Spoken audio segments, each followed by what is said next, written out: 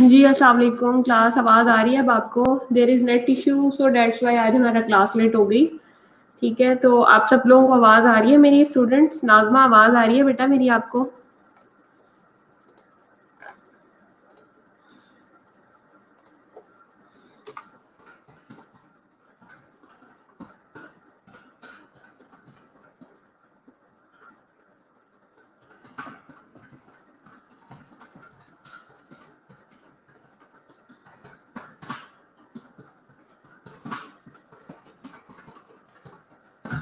हाँ जी, सब लोग ऑनलाइन आ जाएँ ताकि हम लोग स्टार्ट करें।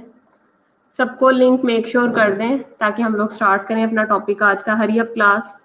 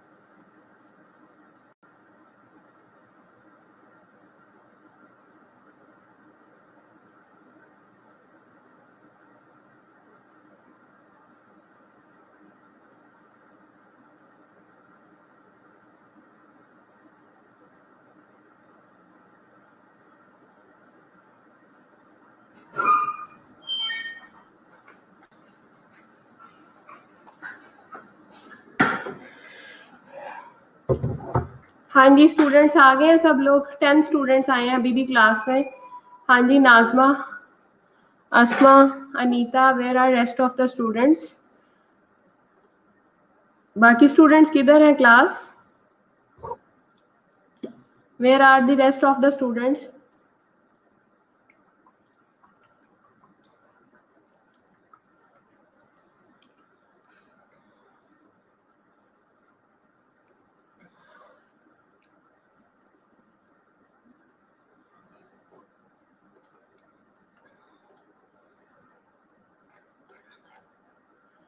बाकी बच्चे किधर हैं स्टूडेंट्स? हाँ जी, नाज़मा, उल्फत, बाकी बच्चों को भी बुलाएं।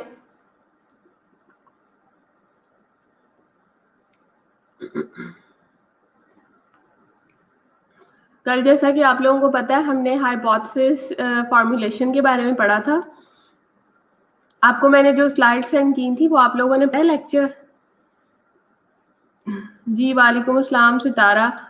हाँ जी, अलीना है क्लास में? Alina is not present. हाँ जी, उल्फत, नाज़मा, सितारा, आसमा, पढ़ा है आपने लेक्चर को? मैंने आपको सेंड किया था। क्या होता है हाइपोथेसिस? हाँ जी बताइए। उल्फत बताइए क्या होता है हाइपोथेसिस? सब लोग मुझे अपना अपना स्टेटमेंट लिख के बताएं, मैसेज में मुझे लिख के बताएं हाइपोथेसिस क्या होता है, जो हमने कल पढ़ा था. What is the definition of hypothesis?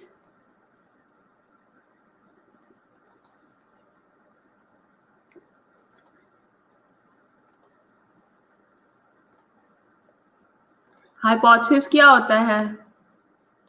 Tentative statement. Alina कह रही है. Okay okay. सितारा, नाजमा, जो भी क्लास में पार्टिसिपेट नहीं करेगा ना, उसको बिल्कुल भी उसकी अटेंडेंस नहीं लगेगी. एट दी एंड जितने मर्जी आप लोग अपना पूरा कर लें. हाँ जी, बाकी लोग क्या क्या बताते हैं?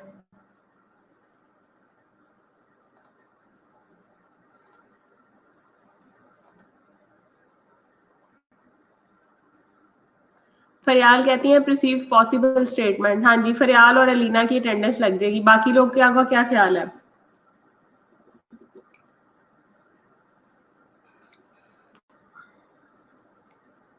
अगर तो आप लोगों ने लेक्चर पढ़ा है स्टूडेंट्स, तो फिर तो सबको फर हाइपोथेसिस की डेफिनेशन आनी चाहिए. हाइपोथेसिस की डेफिनेशन बिल्कुल भी मुश्किल नहीं है. अगर आप लोगों को जो मैंने प्रीवियस लेक्चर दिया था, आपने उसको रीड आउट किया हुआ है अगर तो. हाँ जी, सितारा, नाजमा, राबिया. राबिया ने कहा है statements of expectation. Okay, good. सिर्फ 2-3 लोग. बाकी जब तक पार्टिसिपेट नहीं करेंगे, मैं उनकी एब्सेंट मार्क करूंगी. ये बात लिख लें आप अपने जहन में. ये मत सोचें कि सिर्फ ऑनलाइन होने से जो है वो आप लोगों की अटेंडेंस मार्क हो जाएगी. आसमा कहती है स्टेटमेंट ऑफ प्रिडिक्शन और expectation. Okay, good. Idea that are test through research. शाबाश. उल्फत ने भी बहुत अच्छा आंसर दिया है. स्टेटमेंट ऑफ प्रिडिक्शन, फरजाना ने आंसर दिया है. हाँ जी. What else?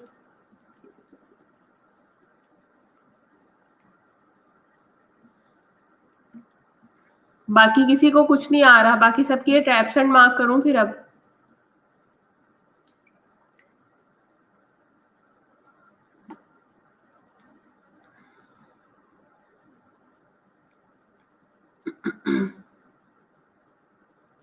नाजमा ने आंसर किया है statement of prediction and expectations.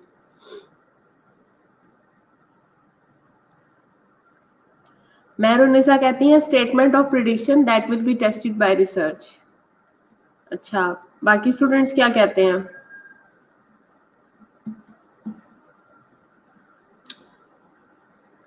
Rest of the students क्या कहते हैं इसके बारे में?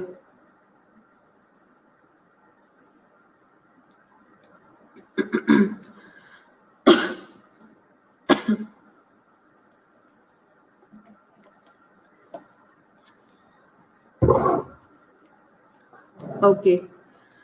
तो कल हम लोग टाइप्स पढ़ रहे थे हाइपोथेसिस की. There are certain types of hypothesis.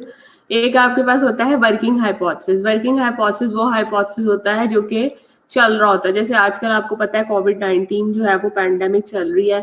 तो कोविड-19 से रिलेटेड जो है वो जितनी भी इंफॉर्मेशन आप गैदर करते हो, और उस इंफॉर्मेशन को गैदर करने के बाद जो डिफरेंट तरह के सेट्स हाइपोथेसिस आप सेट करते हो, उस हाइपोथेसिस को हम जो है वो वर्किंग हाइपोथेसिस का नाम देते हैं.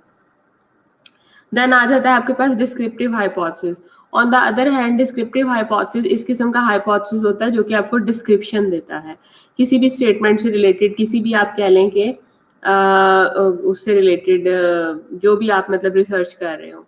ठीक है. नेक्स्ट. हाँ जी, कितने लोगों को आवाज नहीं आ रही? जी मेमूना, आसमा, आपको आवाज आ रही है या नहीं आ रही? आवाज आ रही है आपको या नहीं आ रही? बाकी कितने स्टूडेंट्स को आवाज नहीं आ रही? जी आसमा, मेहरुन्निसा, अलीना, अनीता, आवाज आ रही है आपको या नहीं आ रही? मुझे बताएं. जी तो गुड़िया, आप अपना मसला खुद हल करें, यहाँ पे कोई मसला नहीं है. ठीक है. उसके बाद आ जाता है null hypothesis, correlational hypothesis, explanatory hypothesis and statistical hypothesis. Relational hypothesis वो हाइपोथेसिस होता है जिसमें हम रिलेशन मेंटेन करते हैं दो वेरिएबल्स के दरमियान में. मिसाल के तौर पे हमने हाई ब्लड प्रेशर और हाई सॉल्ट डाइट का एक रिलेशन बना लिया. ठीक है. तो उसको हम क्या बोलते हैं? Relational hypothesis.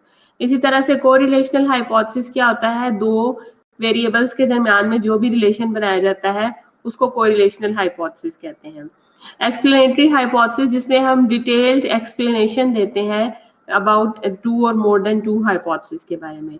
नल हाइपोथेसिस और स्टैटिस्टिकल हाइपोथेसिस। स्टैटिस्टिकल हाइपोथेसिस को हम अल्टरनेटिव हाइपोथेसिस भी कहते हैं। नल हाइपोथेसिस, जैसे कल हम लोगों ने मैंने आपको एक एग्जांपल पढ़ाई थी कि किसी पर्टिकुलर यूनिवर्सिटी के अंदर उन्होंने मेल और फीमेल का जो है वो आपस में मुआवजा किया कि दोनों में से किन के मार्क्स जो है वो एग्जाम्स में ज्यादा आते हैं।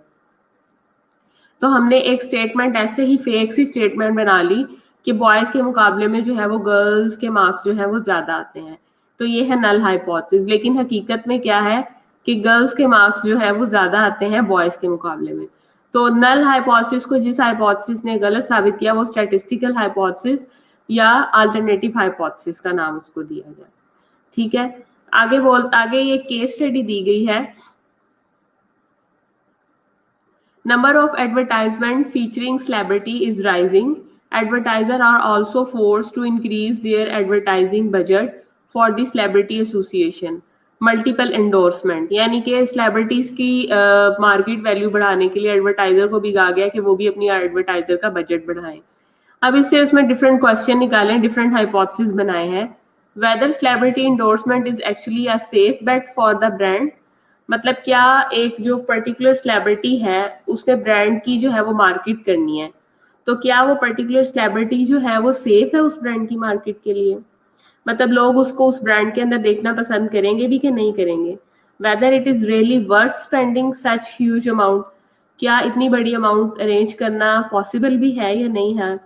Weather celebrity endorsements insures better brand recall, क्या सेलिब्रिटी इंडोर्समेंट के लिए को पास जो है वो ब्रांड रिकॉल भी है या नहीं है? Whether it is effective for all the product categories, क्या ये हर तरह की कैटेगरीज के लिए ये प्रोडक्ट इफेक्टिव है या नहीं है?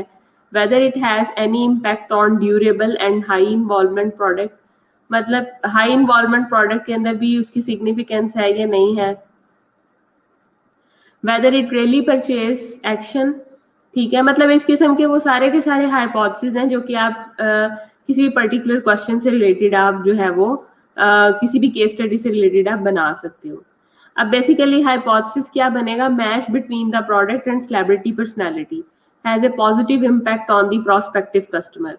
मिसाल के तौर पे अब कुछ जैसे आप टीवी में देखते हैं, रोजमर्रा रूटीन की बात करती हूँ, लक्स सोप जो है उसकी एडवर्टाइजमेंट जो है वो महविश हयात जो है वो कर रही होती है आपके उसके ऊपर टीवी के ऊपर, ठीक है। तो अगर हम महविश हयात को हटा के किसी और को लगा देते हैं लक्स के एडवर्टाइजमेंट के लिए, तो हो सकता है लोग उस तरह से उसको ना तवज्जो दें, ठीक है। यानी कि जो मार्केटिंग या सेलिब्रिटी रिलेटेड टू सोप आपने बनाई, हो सकता है उसकी उस तरह से एसोसिएशन डेवलप ना हो सके, क्योंकि लोग एक काफी अरसे से महविश हयात को ही लक्स के एडवर्टाइजिंग सोप के अंदर जो है वो देखना चाह रहे हैं और उनके साथ जो है उनकी एक कंडीशनिंग हो चुकी है। आप मेरी बात समझ रहे हैं अनीता, कोमल, फौजिया, ठीक है। Number 2, celebrity endorsing many brands creates confusion in customer mind. अब एक ब्रांड, ठीक है, या एक से ज्यादा प्रोडक्ट का ब्रांड जो है, हम उसको एक से ज्यादा कस्टमर्स के साथ अगर मतलब लॉन्च करवा देते हैं, हम जैसे महविश हयात की बजाय हम किसी भी XYZ को दे दें, ठीक है, तो कंपैरेटिवली मार्केट उसी की सबसे ज्यादा होगी जिसको आप सबसे पहले ले रहे हैं। Celebrity advertisement creates desire to purchase but not always lead to purchase action among the customers, ठीक है। मतलब उसको जिस तरह से उसने फैसिनेटिंग बनाया है, तो हमारा हाइपोथेसिस है कि अदर क्या जो नया आने वाला सेलिब्रिटी है उसकी पर्सनालिटी के साथ ये सूट चीज करती भी है या नहीं करती है। तो इस किस्म के हाइपोथेसिस जो है वो आपके माइंड में चलेंगे। देन आ जाता है observation pattern hypothesis theory.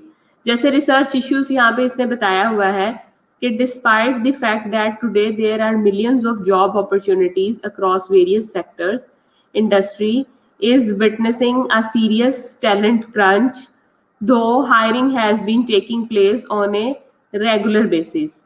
Low employability of the hired resources is a serious issue, while there are instances where the workplace may be competent in their chosen area of the expertise and falling short only where the soft skills are concerned. There are also cases where the recruiters don't even have the basic skills. यानी कि वो ये कह रहा है कि market के अंदर इतने ज्यादा अनएम्प्लॉयमेंट फैली हुई है, ठीक है, कि कुछ लोग ऐसे हैं जिनके पास बहुत अच्छी बेसिक स्किल्स हैं लेकिन उनको जॉब नहीं मिलती, लेकिन कुछ ऐसे लोग हैं जिनके पास बिल्कुल कुछ नहीं है, उनके पास है। अब क्वेश्चन क्या है? The question that is being raised is whether there is due to an outdated education system which is not being refurbished to suit the changing needs of the economy. Is there exist a gap between the skill imparted by the management institution in post graduation management student and skills required for different position in industry at entry level? मिसाल के तौर पे आजकल का जो education system है वो क्या हो चुका है, ऑर्थोडॉक्स में चला गया है, मतलब कि वो कन्वेंशनल एजुकेशन सिस्टम है। आजकल की जो जॉब्स की डिमांड है वो क्या है कि मतलब आपकी आईटी स्किल्स बहुत अच्छी हो, आपकी इंग्लिश स्किल्स बहुत ज्यादा अच्छी हो, आपकी प्रोनाउंसिएशंस बहुत ज्यादा अच्छी हो, आपके पास सॉफ्ट स्किल्स हो। तो क्या हमारा एजुकेशन सिस्टम उस लेवल पे, वो कह रहा है कि क्वेश्चन है, एक हाइपोथेसिस है, क्या उस लेवल को मीट कर पा रहा है या नहीं कर पा रहा? Then statement of research problem क्या आ गई है? One would not argue that syllabus and pedagogy, pedagogy कहते हैं आर्ट ऑफ टीचिंग को, pedagogy seems to teach important skills to be transferred to the workplace। मतलब क्या उस पर्टिकुलर कॉलेज, यूनिवर्सिटी, स्कूल में वो pedagogy प्रोवाइड की गई है या नहीं की गई?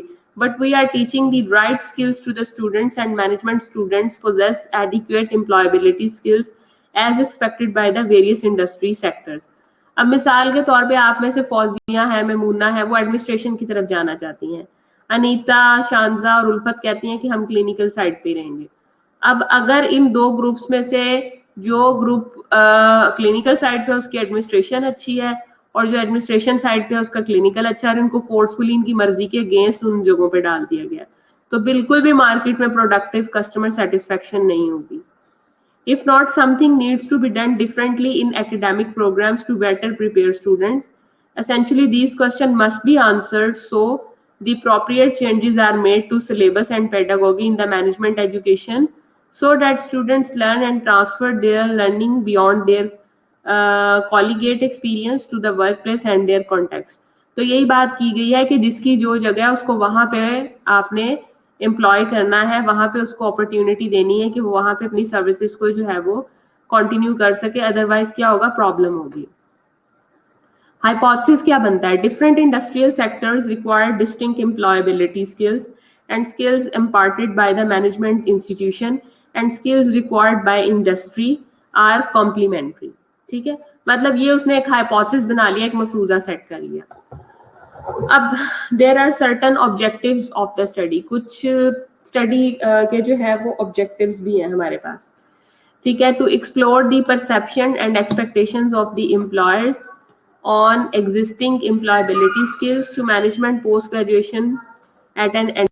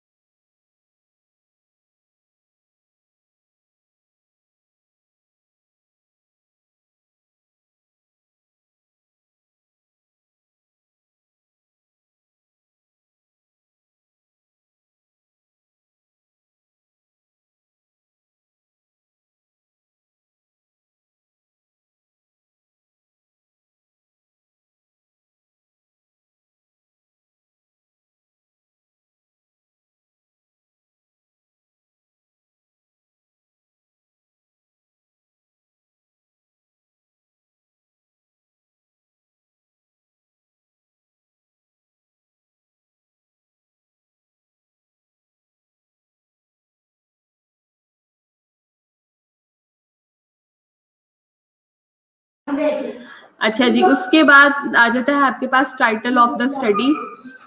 आजकल 6 बजे जा रही हो सब आप? टाइटल ऑफ द स्टडी आ जाता है an assessment of the employability skills of the management students in the name place. ये रिसर्च प्रोटोकॉल है, इसको थोड़ा सा आपने जूम करके देखना है। बेसिकली ये 9 स्टेप्स हैं। स्टेप 1 में आपके पास इंट्रोडक्शन है, यानी कि background of the research.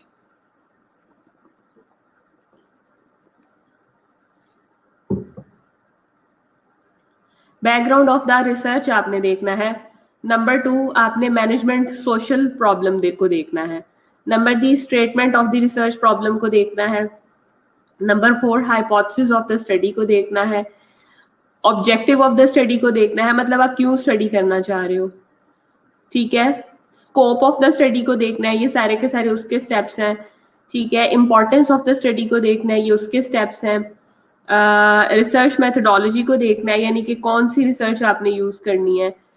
And then organisation of the report and bibliography या रेफरेंसेस, जो भी आपने APA, MLA स्टाइल जो भी आपने हार्वर्ड वैंकूवर यूज करना है उसको देखना है।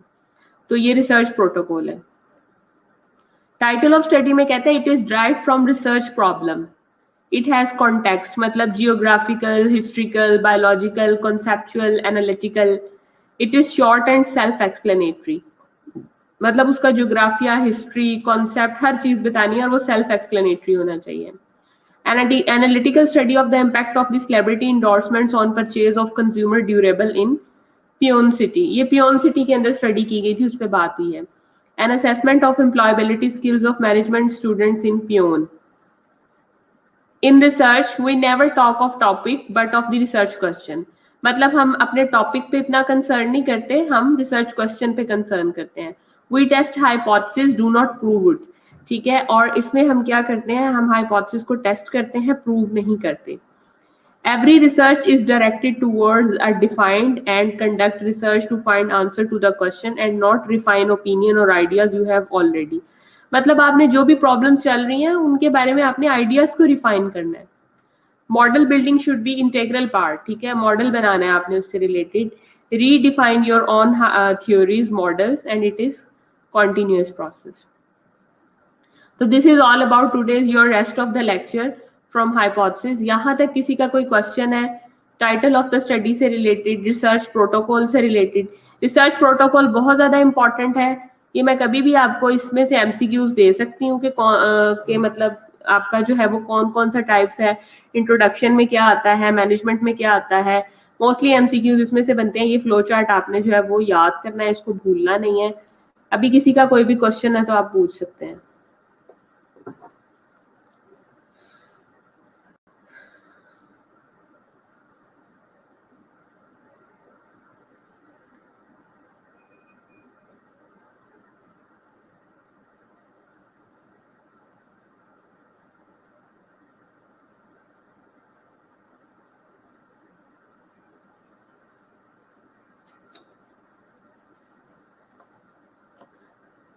APMLA बेसिकली स्टाइल्स हैं।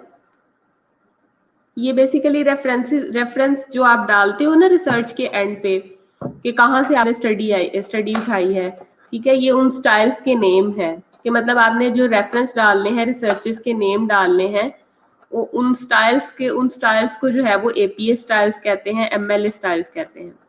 जो भी आपने काम किया है, रिसर्च की है, उस रिसर्च को आपने किस तरह से मेंशन करना है, उन स्टाइल्स को, उनके रेफरेंसिंग के स्टाइल्स को APA और MLA कहा जाता है।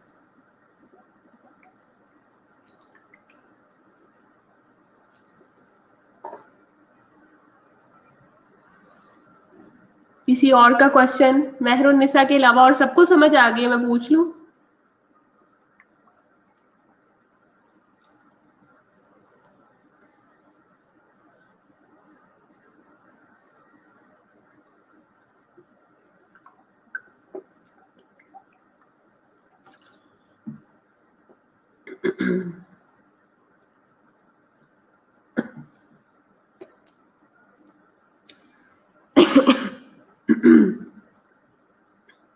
जी, मेहरुन्निसा के अलावा सबको समझ आ गई है स्टूडेंट्स?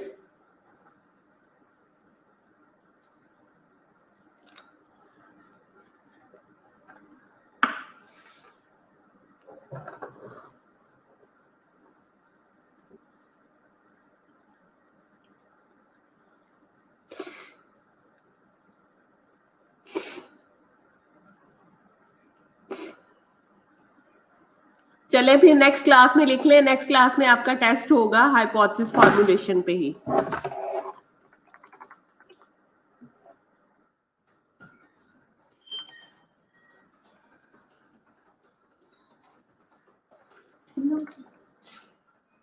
बैठ जो